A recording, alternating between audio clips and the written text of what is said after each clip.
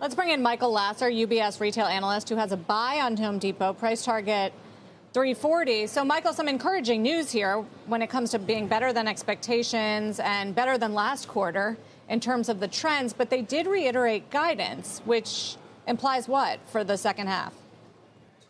Good morning, Sarah. What it implies for the second half is that the cycle's going through a bottoming process. There's more evidence than not to suggest that home improvement demand is stabilizing. And more specifically, it suggests that comps are going to continue to be down in this low to mid-single digit range over the next couple of quarters. That's prudent in light of the volatility of the overall consumer environment. However, if I told you that the company's only going to see a mid-single digit decline in comps, given that it's added almost $50 billion in sales over the last few years, you would have said that's a real win given what has happened. I'm sure the Eisens have engaged in home improvement projects over the last couple of years, and to say you're only doing a couple percent less than you were doing a couple of years ago is pretty remarkable. Not many home improvement projects at the Eisenhower household, I should say. That's more a reflection of me, not anybody else. I live in an apartment in New York City.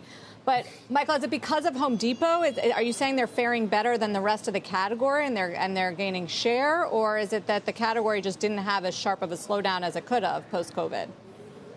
I think it's some degree of both, Sarah. I think Home Depot is no doubt performing and executing at a very high level, both on the DIY side as well as the pro side. But on the other hand, the category is faring pretty well. Some of that's inflation, as like-for-like prices have risen significantly over the last few years. But some of it is also the fact that consumers are just engaging in their homes because they're spending more time at home. Unlike our hardworking anchors, most people are still having some degree of work from home. So that means that as they spend more time at the home, there's more dents in the walls, scratches in the floors that continually need to be repaired. And that's been good for home improvement demand. So it's some degree of both, but certainly Home Depot is executing at a very high level right now. I was just going to say, also what was interesting today was the EBIT margin beat and some better SG&A. I just wonder if you think investors are still hungry for more turns in operating efficiency or if they've done enough. I think you're right, Carl. I think it remains to be seen what the ultimate ongoing sustainable margin of this business looks like. But what Home Depot's been doing is investing back in the business.